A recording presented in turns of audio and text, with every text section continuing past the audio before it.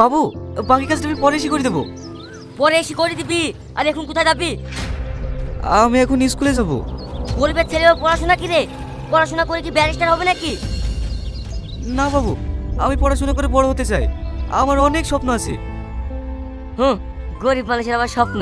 এরকম করলে আর কোনদিন কাজে আসবি না বলে দিচ্ছি। কাজের জন্য আমি অনেক লোক পাবো। না বাবু, আপনি এমনটি করবেন না। আপনি যদি কাজটা না দেন, আমার বাড়িতে মা বোন সবাইকে না খেয়ে থাকতে হবে। ঠিক আছে, যা করবি করিস। এই কাজগুলো ক্লিয়ার করি, তারপর যাবি। ঠিক আছে বাবু।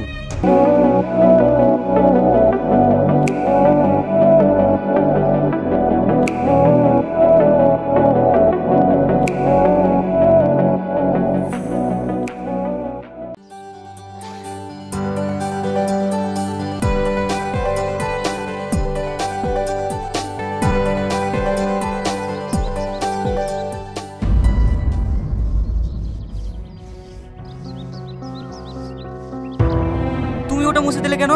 আমার এখনো লেখা হয়নি যে।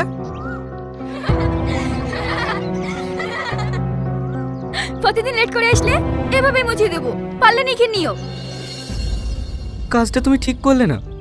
কোশ্চেনটা যদি টুকতে না পারি, স্যার আমাকে বকবে না? এই সালমা, গামছাটা দে তো। এই লাও ভাই। এই বাবু, তুই আবার এখন গামছা নিয়ে কোথায় যাবি? মা, দোকানে মাল নামাতে যাবো। তুই তো সকালবেলায় কাজে থেকে আসলি, এসে বাঁকাবাকি করে স্কুলেও চলে গেলি। তুই এই সংসারে লেগে আর কত করবি বলতো? তোরও তো একটা শরীর নাকি? তোর বয়সের ছেলেপিলিরা এখন সব খেলা করে বেড়াচ্ছে, আর তোর বাবা মারা যাওয়ার পর সংসারের পুরো বোঝাটাই তোর উপর চাপিয়ে দিয়ে গেল। মা, তুমি দুঃখ করছো কেন? আমাকে তো পারতেই হবে। সালমার ভালো জায়গায় বিয়ে দিতে হবে না? ভাই, তুই সারাদিন কাজ করে এসে আবার রাতে পড়াশোনা করিস, তোর কষ্ট হয় না বুঝি? তোর এই কষ্ট দেখে আমি আর থাকতে পারি না। ধুর পাগলি, তোর যখন ভালো জায়গায় বিয়ে হবে না, তুই যখন স্বামীর ঘরে সুখে থাকবি, তোর সুখের কথা শুনে বুকটা আমার গর্বে ভরে উঠবে রে। তোর স্বপ্ন যেন সত্যি হয় রে। মা, আমি আসছি তাহলে। দেরি হয়ে গেলে বাবু আবার বকবে।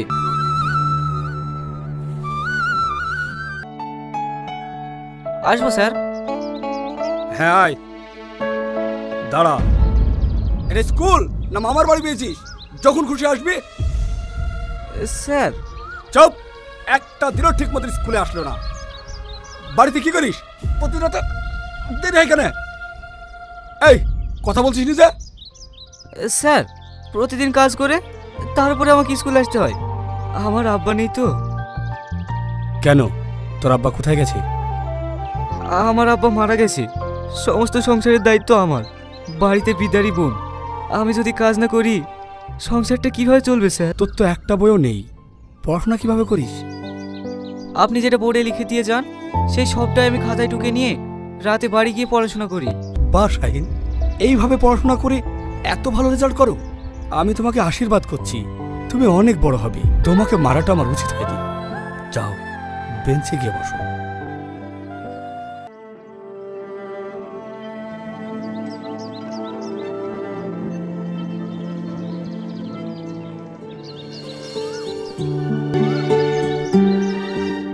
শাহিন, ওই দিনকার লেখাগুলো আমার মুছে দেওয়া উচিত হয়নি। আমি বুঝতে পারিনি যে তোমার বই নেই। না না, ঠিক আছে। গরিবকে দেখি তো সবাই মস্করা করে, তুমি বা করবে না কেন? না শাহিন, তুমি বিশ্বাস করো, আমি বুঝতে পারিনি। জানো শ্রাবণী, গরিবদের কোনো স্বপ্ন দেখতে নেই, সেই স্বপ্নটা মুখ হলেই ঝরে যায়। না শাহিন, তোমার স্বপ্ন আর কোনোদিনই ভাঙবে না। ওই দিনকার নোটগুলো আমার কাছে লেখা আছে। এই নাও, তুমি লিখে নিও। আর এই বইগুলো তোমার জন্য কিনেছি। কিন্তু তুমি? নাও ধরো তো। তোমার মতো ভালো ছাত্র আমাদের স্কুলে কি আর দুটো আছে? এবার আরো ভালো করে পড়াশোনা করবে, দেখবে তুমি অনেক বড় হবে।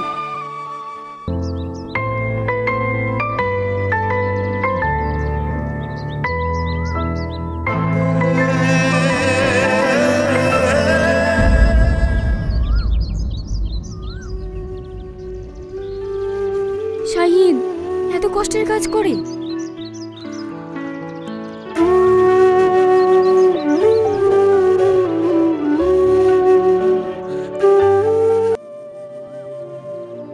এটা নাও। এটা মানে? আরে নাও তো, খাও। তুমি এত কষ্টের কাজ করো, চোখে না দেখলে আমি বুঝতেই পারতাম না। গরিবদের আবার কষ্ট এতটুকু তো করতেই হবে। তাই বললে হয়? আমি তোমাকে আর কোনোদিনই কষ্ট করতে দেব না। তুমি কি করে আটকাবে আমার কষ্ট? কেন? আমার ভালোবাসা দিয়ে। ভালোবাসা মানে? এ তুমি কি বলছো? হ্যাঁ আমি ঠিকই বলছি, আমি তোমাকে ভীষণ ভালোবাসি। তোমাকে ছাড়া আমি এক মুহূর্ত থাকতে পারি না। না না, এইসব কথা তুমি বলো না। শাহিন, তুমি আমাকে ফিরিয়ে দিও না। আমি অনেক আশা নিয়ে তোমার কাছে এসেছি। তোমার ভালোবাসা না পেলে আমি নিজেকে শেষ করে দেব। না না, এ হতে পারে না। আমি গরিব মানুষ, গরিবদেরকে ভালোবাসতে নেই। আমাদের এই ভালোবাসা তোমার বাবা মা কোনোদিনই মেনে নেবে না। তুমি অন্য কোথাও বিয়ে করো, দেখবে অনেক সুখী হবে। তুমি যাই বলো না কেন, তোমার মধ্যে যা ভালোবাসা ছায়া পেয়েছি, এই ভালোবাসার কোথাও পাবো না শাহিন। তুমি কেন বুঝতে পারছো না? আমি কিচ্ছু বুঝতে চাই না। আমি শুধু একটাই জানি, শুধু তোমাকে ভালোবাসি। তুমি কেন পাগলামি করছো? ভালোবাসতে আমারও ইচ্ছা হয়, কিন্তু তুমি তো বড় লোকের মেয়ে, তোমাকে নিয়ে এসে আমি রাখবো কোথায়? তুমি যেখানে থাকো আমি সেইখানেই থাকবো। এই গরিবের ঘরে থাকতে পারলেই ভালো। এই সালমা, শাহিনকে খেতে দে তো। দিচ্ছি মা। এই নে ভাই, ভাবি আসলে আমাকে কষ্ট করতে হবে না। ভাবি তোকে ভালোবেসে সুন্দর করে খেতে দেবে। আমি না, আগে তোর বিয়ে দিয়ে বাড়ি থেকে বিদায় করবো, তারপর তোর ভাবিকে আনবো। আমি কিছু জানি না মনে করছে নাকি?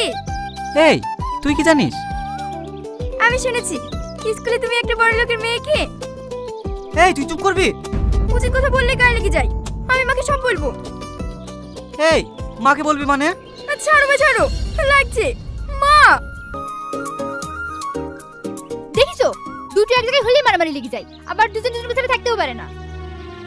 দেখিস শাহিন, যেদিনকে সালমা বিয়ে হয়ে পরের বাড়ি চলে যাবে, তুই একেবারেই একা হয়ে যাবি। আমি বিয়ে করব, আগে গুনে গুনে দেখব। আমার যতটা চুল ছিঁড়েছ, ভাবি ততটা চুল ছিঁড়ব, তারপরে যাব। মা দেখিছো, যা ইচ্ছা তাই করবা, আমাকে একটা কথা বলতে আসবি না। আমি জানতাম তুই ভালো ছিলি, আর তোলে তোলে এত দূর। বেড়া বেড়া আমার দোকান থেকে।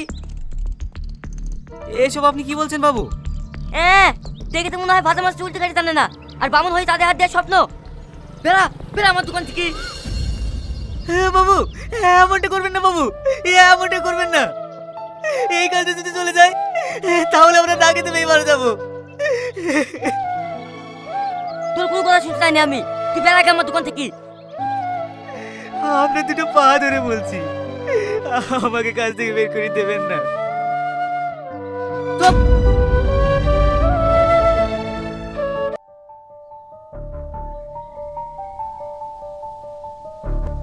তোর এত বড় স্পর্ধা আমাদের দোকানের লেবারের সাথে, তোর রুচি বলতে কিছু আছে? আব্বা, মানুষ তো মানুষই, একটা গরিব বড় লোকের কি আছে? শাহিন ছেলে হিসেবে খুবই ভালো। চুপ। ভালো? তোর একদিনে মেকআপ খরচা যা হয়, ওদের সেই টাকা এক মাস সংসার চলে, আর তার সঙ্গে নাকি ভালোবাসা। আব্বা এমনটি করো না আব্বা। আব্বা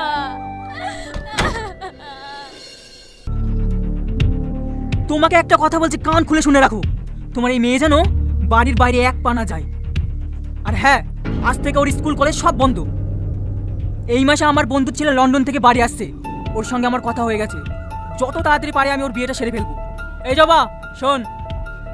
বলেন বাবু। টাইম মাফিক ওকে খাবারটা দিয়ে দিবি, দেখবি যেন খায়, তা না হলে আবার শরীরটা খারাপ হয়ে যাবে। ঠিক আছে বাবু।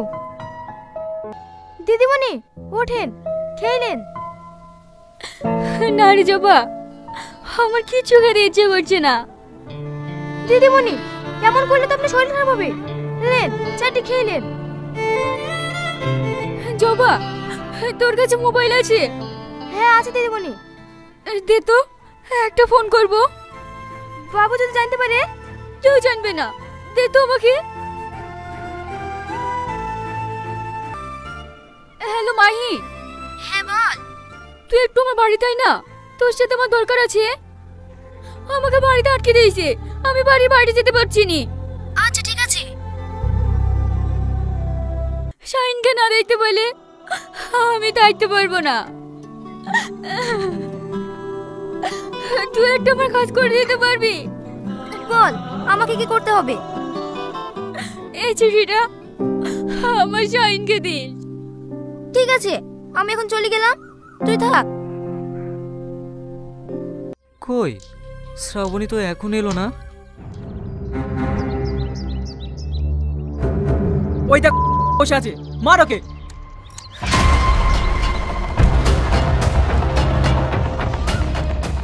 আপনারা?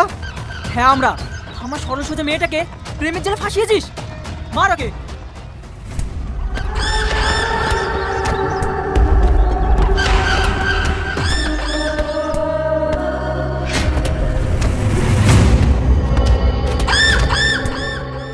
কেন তুই এত বড় লোক মেয়ে সাথে মিশতে গেলি বলতো? তুই জানিস না গরিবদের কোনো স্বপ্ন দেখতে নেই, গরিবদের স্বপ্ন স্বপ্নই থেকে যায়। আমি শ্রাবণীকে ভীষণ ভালোবাসি মা, শ্রাবণী আমাকে ভীষণ ভালোবাসি। শ্রাবণ যদি তোকে ভালোই বাসবে তাহলে তোকে মিথ্যে করে ডেকে নিয়ে গিয়ে ওর বাপের হাতে মার খালো কেন বল? বড় লোকের ভালোবাসার কোনো দাম নেই গো ভাই, ওরা ভালোবাসতেও পারে আবার মার খাওয়াতেও পারে। আমার বিশ্বাস হচ্ছে না, শ্রাবণী এটা কখনোই করতে পারে না মা, এর মধ্যে নিশ্চয়ই কোনো রহস্য আছে। তুই ওকে ভালোবাসিস তো, তাই তুই তোর মনকে বোঝাতে পারছিস না। ওদের মধ্যে কোনো ভালোবাসা নেই, আছে শুধু আত্ম অহংকার। এলে ওষুধটা খেয়ে দিদিমণি, কি হয়েছে বল? শাহিন ভাইকে তোমার আব্বার লোকেরা খুব মেরেছে, বাঁচবে কি না? তুই কি বলছিস? আমি ঠিকই বলছি, আমি গেলাম।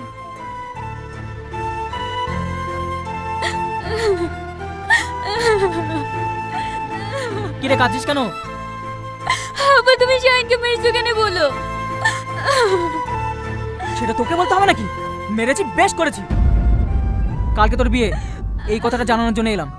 ওইভাবে কান্না করে শরীরটা মাটি করিস না। না, শাহিনকে ছাড়া আমি বাঁচবো না। শাহিন আমার জান। কি এসব আজে বাজে বকছিস? সোহেল লন্ডন থেকে এসেছে, ও একটা শিক্ষিত ছেলে, ও এসব জানতে পারলে আমাদের মান সম্মান থাকবে না। আমি সোহেলকে বিয়ে করবো না, বিয়ে যদি করতে হয় আমি তাহলে শাহিনকেই করবো। ওই ভিখারির নামটা এই বাড়িতে একবারের জন্য উচ্চারণ করবি না। তুই যদি মরেও যাস তাও ওর সঙ্গে তোর আমি বিয়ে দেবো না।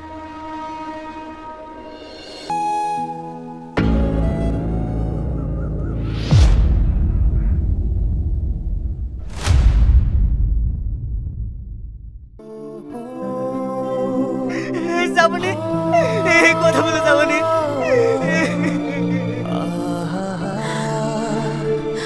তুমি এসেছো? শ্রাবণী, সব কেন করতে গেলে বলো? মায়ের সাথে তোমার চিঠিটা। আজ আমি তোকে সব সত্যি বলছি। সেদিন যখন আমি তোর ঘর থেকে বের হই,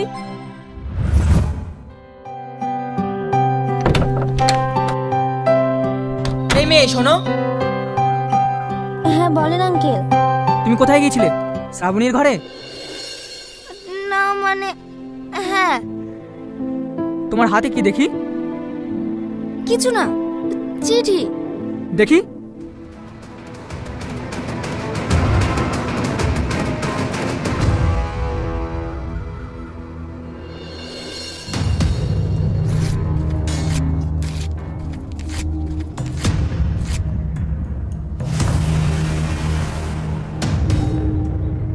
তোমাকে আমি একটা চিঠি লিখে দিচ্ছি, এই চিঠিটা তুমি শাহিনকে দেবে।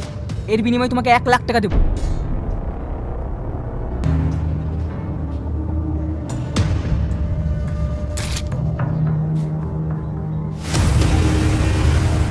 এই চিঠিটা শাহিনকে দেবে, ঠিক আছে? ঠিক আছে আঙ্কেল। আমি খুব অন্যায় করেছি রে, সেই দিন আমি খুব অন্যায় করেছি। পারলে তুই আমাকে ক্ষমা করে দিস। শ্রাবণী, শ্রাবণী, কথা বলো শ্রাবণী। দেখা প্রথম যাওয়া